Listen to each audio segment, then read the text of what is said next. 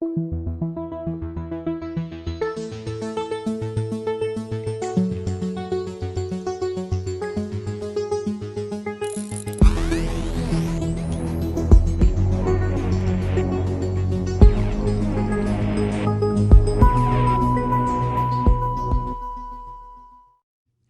she sent me this one. I got it this morning, Labor Day, and I read it. It's written by somebody named Molly Gray, and I think Molly has her own webpage or something, but it's under the headline. Molly's headline is, "I'm out of excuses for my pro-Trump family." And the subhead is, "Why I'm done trying to tolerate all of the Trump supporters in my life." And I've got to share this with you. Okay, so kick back. I mean, what the hell? It is Labor Day. Kind of like an Uncle Mike's Story Corner or a moment with Bob. This is a moment from Kay. This is what Molly wrote. Not Molly Malloy, Molly Gray. After the 2016 election, I tried to come up with excuses for the majority of my family voting for Donald Trump. I tried to play devil's advocate and understand their reasoning. I tried to rationalize with Trump supporters on both sides of my big family. I tried seeing Trump through their warped point of view. I've heard every pro-Trump excuse in the book. They thought a billionaire businessman would run the government well. They said Trump's deregulation would make the economy soar for big, beautiful jobs. They believed our establishment needs to get shook up. They hated Hillary with a vengeance. Well, here we are in another election. Hillary Clinton isn't running. Our economic GDP tanked by a third. Unemployment in New York, which is where Molly lives, was 15.7% in June. Every federal department is under a flagrant attack, and the greedy billionaire con man is profiting off his emoluments.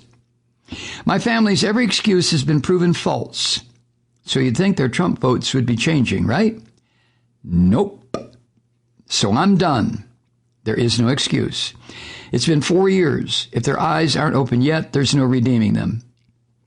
I knew my family was flawed, but I thought they were at least halfway intelligent and kind. The Trump era has proven me wrong.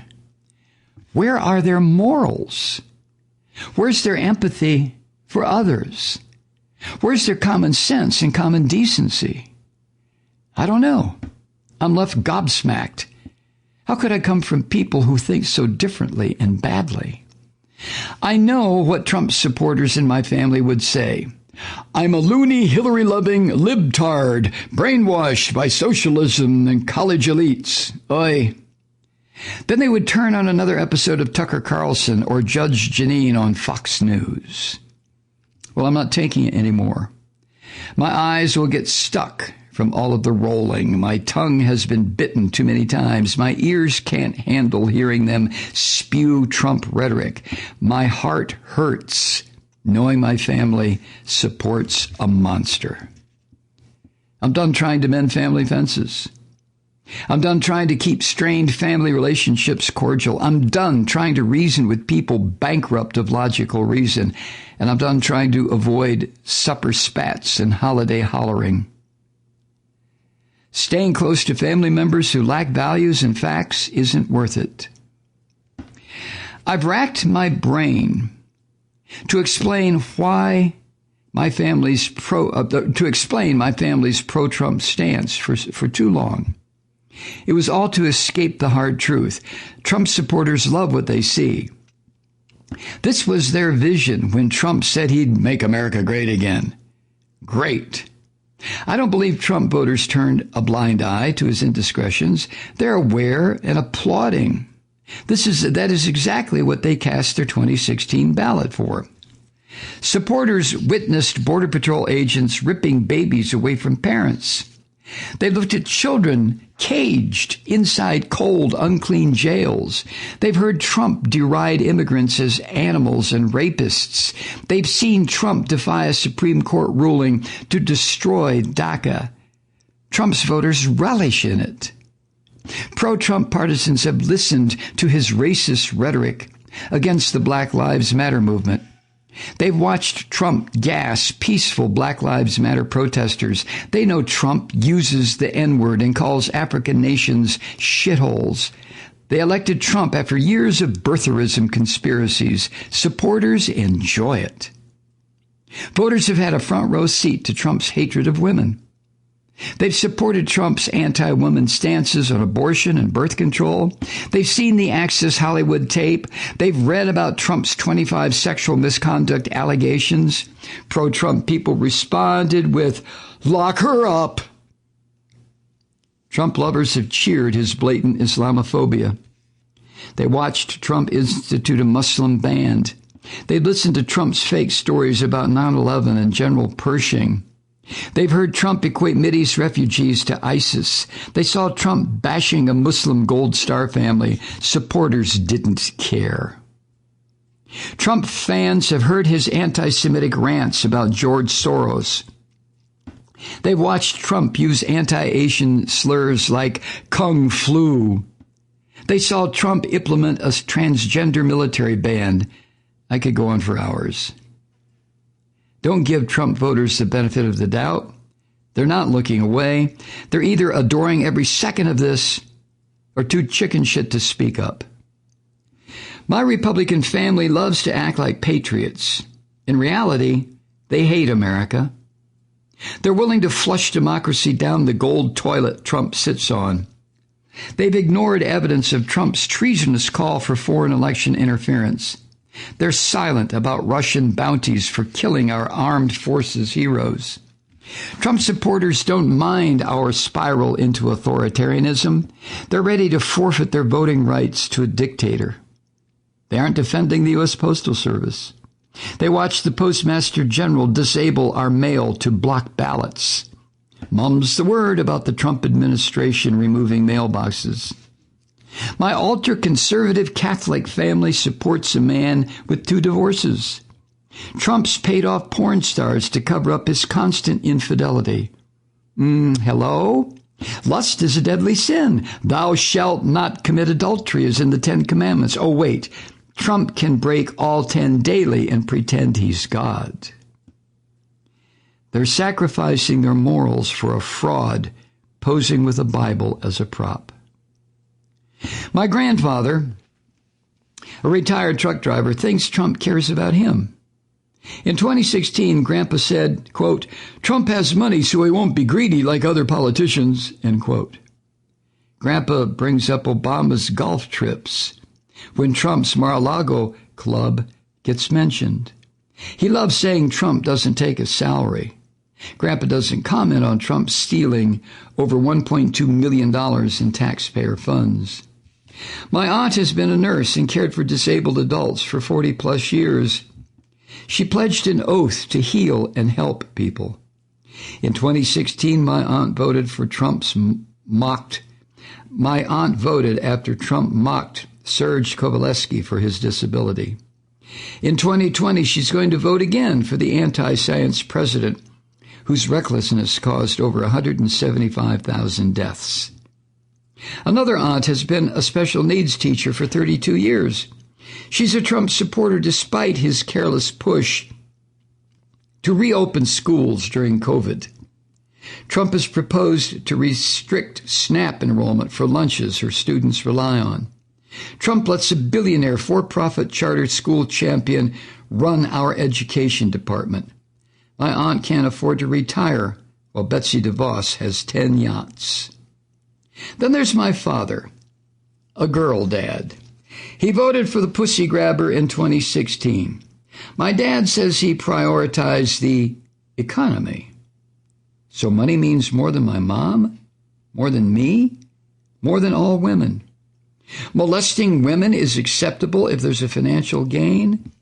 It was a slap in the face. My father gave an okay to sexual assault with his vote. Our father-daughter relationship has been strained, to put it mildly. My family's Trump supporters act like cult members.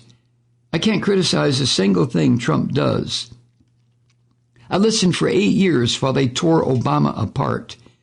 But now everyone must submit and shut up since Trump is the president. If that's the case, It's not. Where was the same respect given to President Obama? Obeying leaders like sheep isn't democratic.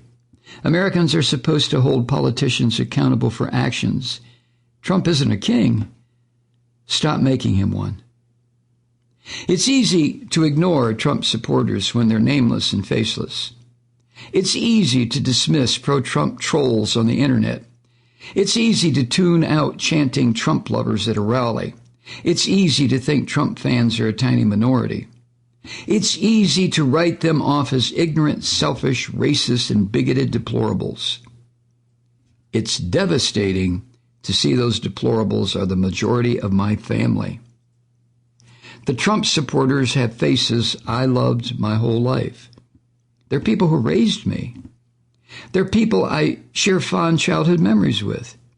Yet they're racist and gung-ho about voting for another 4-year Trump dumpster fire. My mom and I have become an isolated island in a sea of Trump support. We've learned it's not our place to justify the Trump supporters in our family. It's our job to confront and correct pro-Trump relatives for the hate they speak. It's our duty to defend the people of color, LGBTQ community, women, and religions that Trump supporters denigrate. I could have forgiven, not forgotten, but forgiven my pro-Trump family members for their humongous mistake in 2016. But there's no damn way I'm forgiving anyone in 2020. There's no excuse to vote for this madman again. If you're related to or friends with Trump supporters, it's time to speak up. Don't be afraid to confront people you love for their racism or sexism or any ism. We must ruffle our narrow-minded family's feathers. Everyone must be ready to make pro-Trump relatives uncomfortable and ashamed for backward views.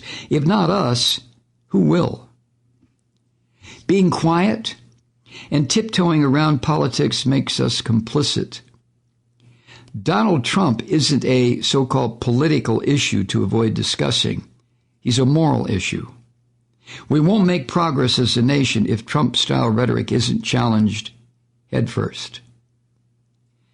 Have tough conversations before November. Use your strong voice to denounce hate and fake news. You may enlighten your family, or not, but try. And vote your heart out this election season. Yeah. And thanks again to Kay for sending that to me, written by Molly Gray. And she spells it, if you're going to look her up, Mollie. Molly Gray. Thank you, Kay. Hi, Truth Seekers. Mike Malloy here. As you know, we've switched formats and are now broadcast exclusively on the Progressive Voices Network. So that means you get fewer program interruptions, no corporate commercials, and lots of profanity. But our format change also means some of our radio listeners no longer hear the program. It's been a while since I mentioned our podcasts, so you may have forgotten that there is a way to listen to this program anytime you need a good dose of screaming. Visit MikeMalloy.com and subscribe to our podcast. You have your choice. You can listen to The Ranting with the audio podcast, or listen and watch me lose control with a video podcast subscription.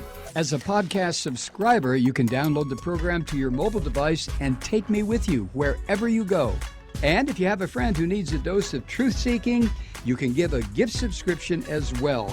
That's MikeMalloy.com, and never miss a minute of the uncensored fun and frivolity.